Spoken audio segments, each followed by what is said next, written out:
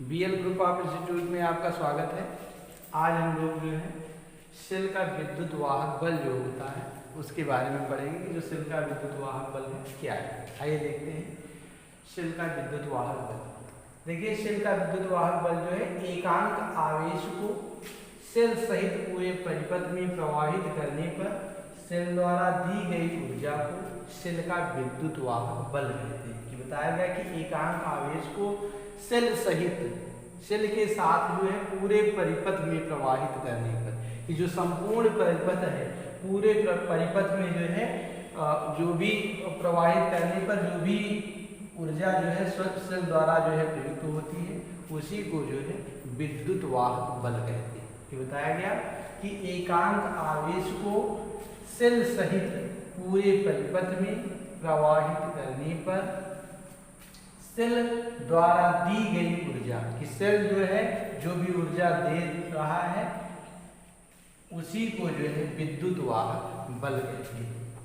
विद्युत वाहक बल जो होता है वो सेल में प्रयुक्त जो भी इलेक्ट्रोड होते हैं तथा जो वैद्युत अपघट्ट की प्रकृति पर जो है निर्भर करता है। जो भी सेल विद्युत वाहक बल है सेल का, ये जो होता है किस पर मुख्य दो चीजें, एक इलेक्ट्रोड है एक विद्युत अपघट्ट है। इन पर जो है इनकी कैसी प्रकृति है, इनका स्वभाव कैसा है, उस पर जो है ये निर्भर करता है। अगर हम मान लेते हैं कि यदि किसी परिपथ में कोई भी परिपथ है उसमें Q कूलाम जो है आवेश प्रवाहित होने पर, कि कोई भी परिपथ हम यहाँ मान लेते हैं, माना जो है कोई यदि किसी परिपथ में Q कूलाम आवेश जो है प्रवाहित करेंगे तो सेल द्वारा दी गई ऊर्जा, कि सेल जो है जो भी ऊर्जा दे रहा है वो क्या है, W जूल है। तो सेल का विद्युत वाहक बल क्या हो जाएगा, E इक्वल जो है W/Q। जो विद्युत वाहक, ये सेल का विद्युत वाहक बल होता है कि सेल का विद्युत वाहक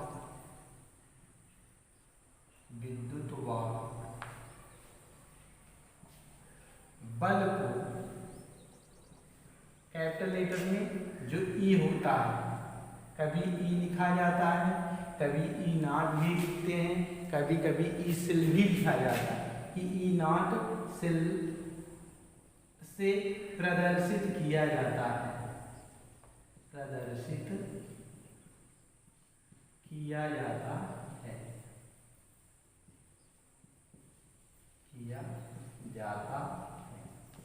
कि जो सेल का विद्युत वाहक बल होता है इसको किससे, E डिग्री सेल जो होता है उससे प्रदर्शित किया जाता है। कभी कभी E डिग्री भी लिख देते हैं या कभी कभी E भी लिख देते हैं, उससे जो है इसको प्रदर्शित किया जाता है। इसका मात्रक जो होता है, इसका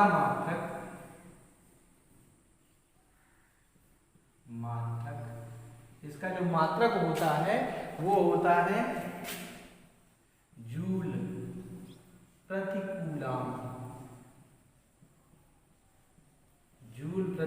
कूलाम, या इसको वोल्ट भी एक इसका मात्रक होता है, वोल्ट। कि जूल प्रति कूलाम भी होता है या जो वोल्ट होता है वो इसका मात्रक होता है।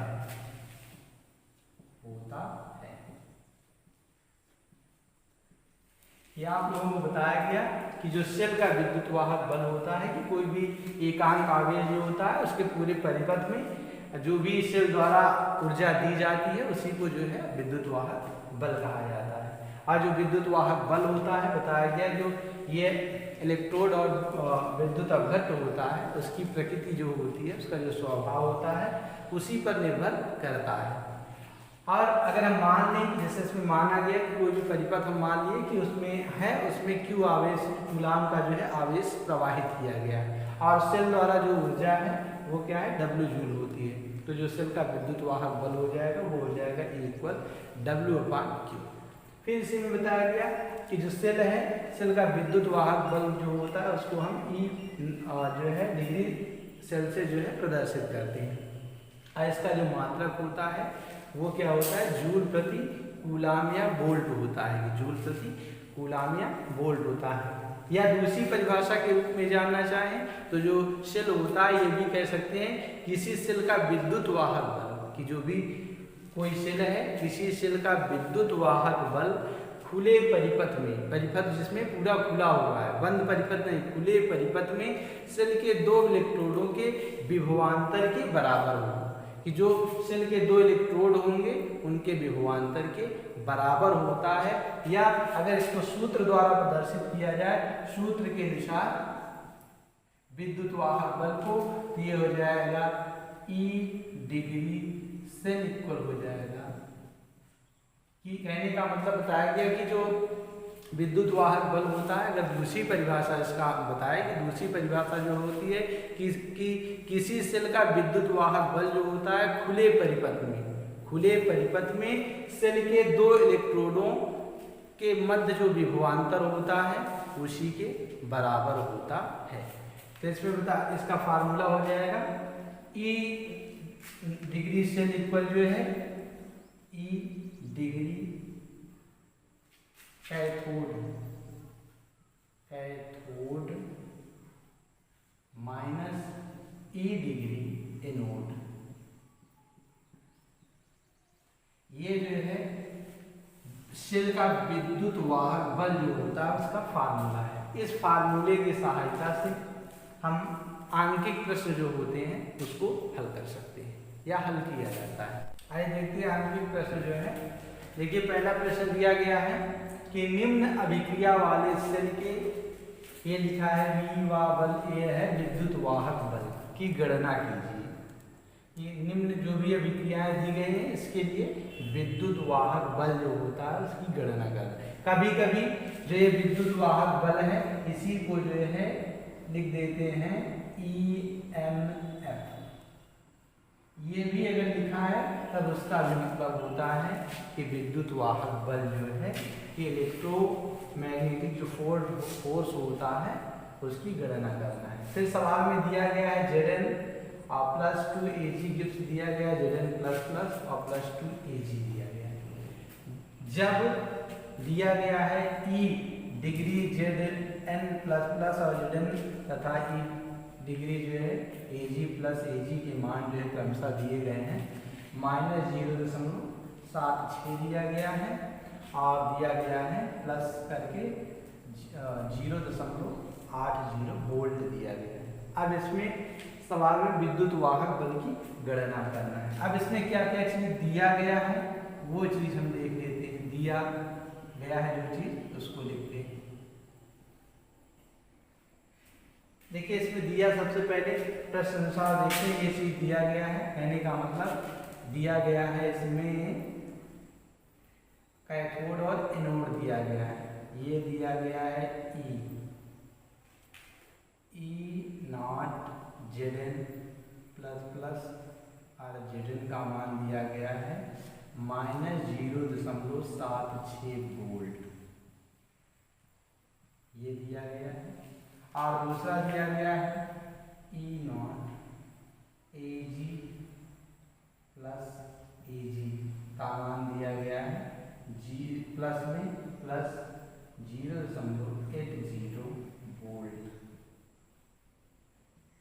ये इतना चीज लिया गया है। अब हमसे पूछा क्या जा रहा है, हमसे पूछा जा रहा है EMF, इसको या हम कह सकते हैं कि E0 जो है सेल जो होता है वो हमें ज्ञात करना है,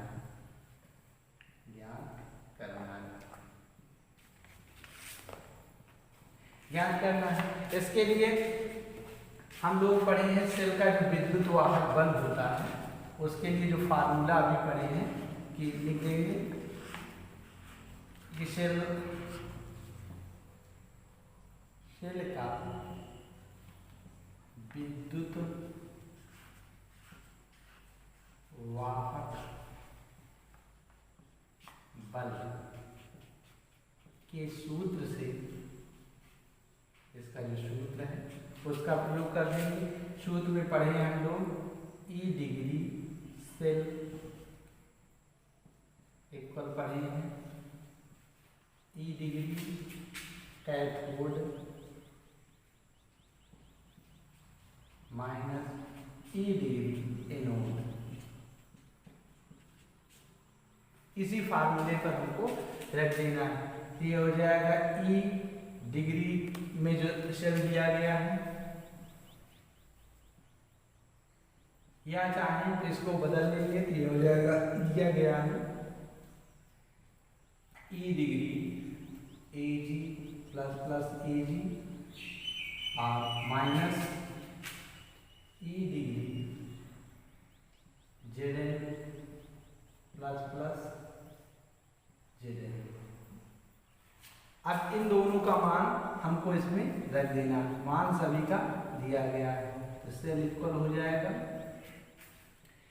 इसका मान सवाल में ये दिया गया है, ये कितना दिया गया है 0.80 और माइनस इसका मान दिया गया माइनस में दिया गया तो माइनस 0.76 ये दिया गया है।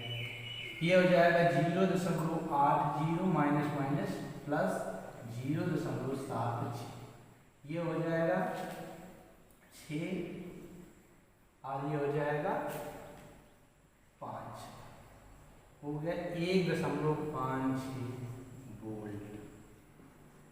ये जो है हमारा ई सेल का जो है मान, और ये हमारा आंसर। देखिए इस प्रकार के जो प्रश्न हैं इंटरमीडिएट क्लासों में जो है एग्जाम में कई बार पूछे गए, इसका अध्ययन आप लोग अच्छे से कर लीजिए। देखते हैं अगला प्रश्न जो है। देखिए इस प्रश्न में दिया गया है कि निम्न अभिक्रिया के लिए सेल का EMF तथा साम्य स्थिरांक की गणना करें। अभी आप लोग इसके पहले ही सवाल में बता दिए कि EMF का मतलब है वही सेल का जो विद्युत वाहक बल है उसके बारे में पूछ रहा है, साम्य स्थिरांक जो है उसके बारे में पूछ रहा है। इसमें देखिए एक समीकरण दिया गया है Fe plus CD plus plus और रिवर्स रिएक्शन दिया गया है Fe प्लस प्लस और प्लस CD।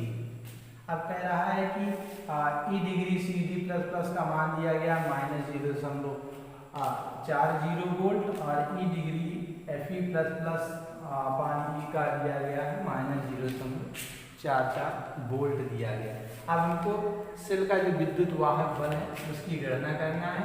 सीधा लिखेंगे सेल की विद्युत वाहक बल के सूत्र से, जो इसका सूत्र है, सूत्र से हम लोग पढ़े हैं। इसका सूत्र होता है ई डिग्री सेल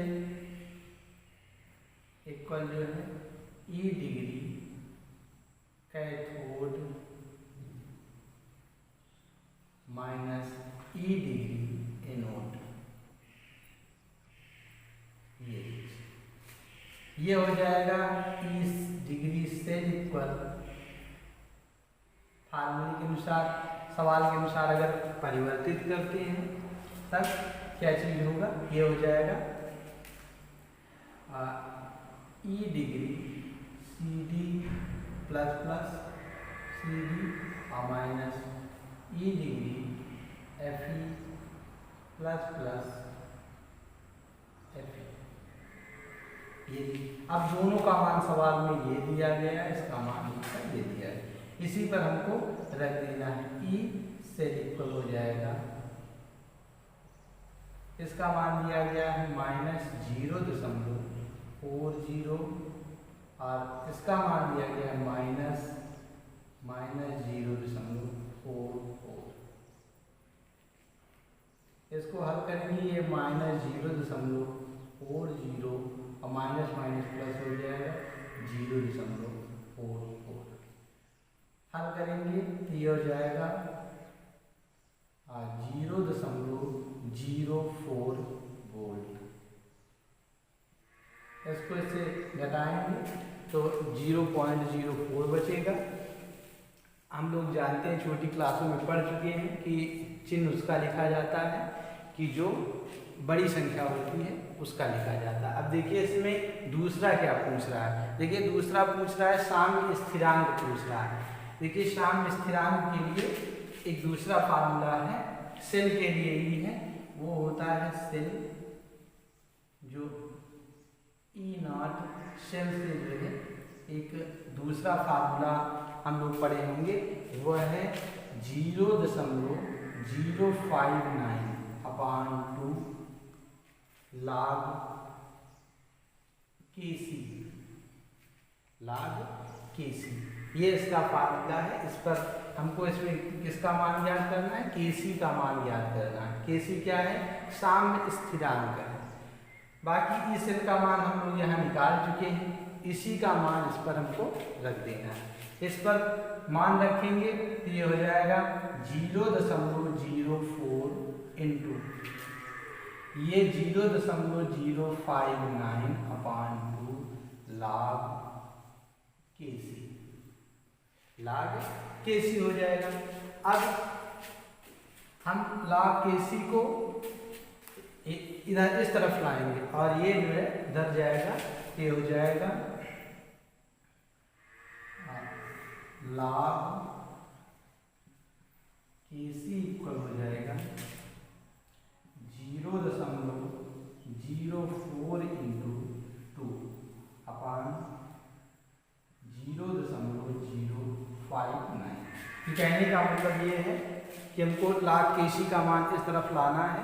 ये हो जाएगा, इसको हल करेंगे तो ये हो जाएगा 1.35, ये हो जाएगा इसका मान log KC का। यहाँ हम एंटी लॉग ले लेंगे, एंटी लॉग लेने पर यहाँ जो है हम एंटी लॉग ले लेंगे, तब ये हो जाएगा KC का एंटी लॉग हो जाएगा 22 होता है 22.70। यही जो है हमारा साम्य स्थिरांक है और ये